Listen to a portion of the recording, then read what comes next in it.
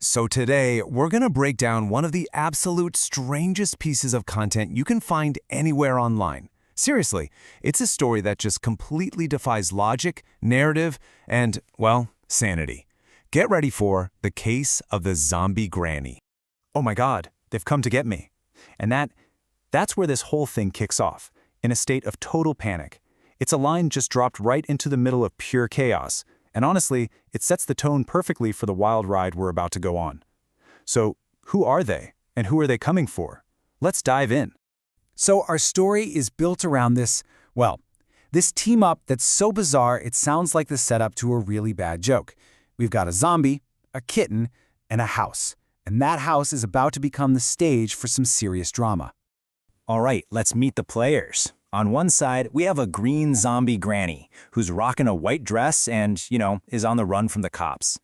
And on the other side, a sweet, totally unsuspecting kitty just chilling in its house, minding its own business. Yeah, these are our two heroes.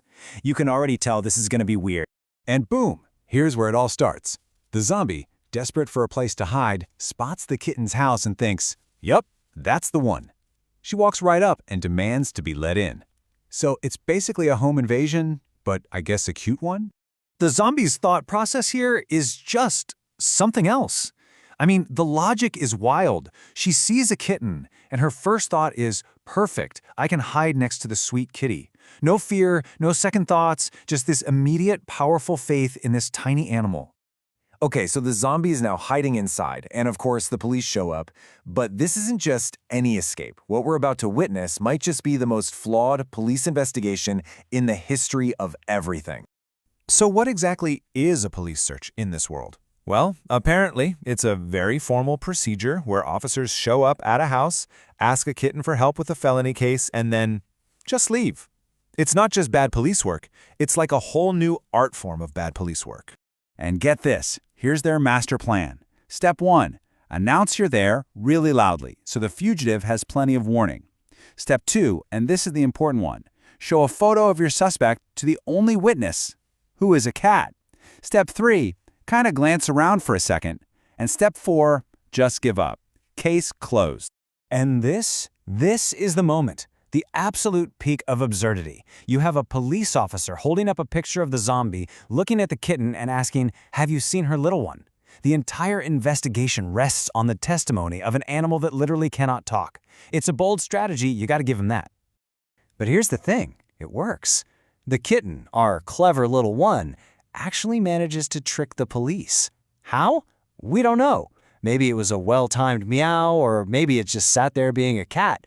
But whatever it did, the police are gone, and the zombie is safe. For now, anyway. Okay, so the zombie is safe, the cops are gone. You'd think the story would, continue from there, right? Nope. Wrong. This is the point where the plot doesn't just take a weird turn, it completely dissolves into, well, an ice cream interlude. I mean, think about it. The immediate danger is gone. What would you expect to happen? Maybe a quiet moment where the zombie and kitten bond over their shared experience? A little reflection on their great escape? Nah, ice cream. That's what happens next. The story just completely abandons all the tension for the sudden, unexplained arrival of ice cream. Let's just try to map this out, because it is truly a sequence to behold. We start with a tense police chase, which immediately pivots to an ice cream party where everyone's having the world's most delicious ice cream. Okay, then out of nowhere, the kitten just starts crying. And to top it all off, the house floods with colorful water. There's no reason, no logic, it's just one random event after another. And this final line just perfectly sums up the entire experience of watching this thing. Oh my goodness, what is happening here? No, our house is flooded. The character's confusion is our confusion. It's total narrative collapse, and that's where it ends. So you're probably sitting there thinking, what on earth did I just see? Was that a fever dream? Some bizarre student film? Well, let's switch gears from just describing the chaos to actually decoding it, because believe it or not, there's a reason for all this madness. And that really is the million-dollar question, isn't it? Why would you go out of your way to make something so nonsensical? A zombie, a kitten, police, ice cream, a random flood.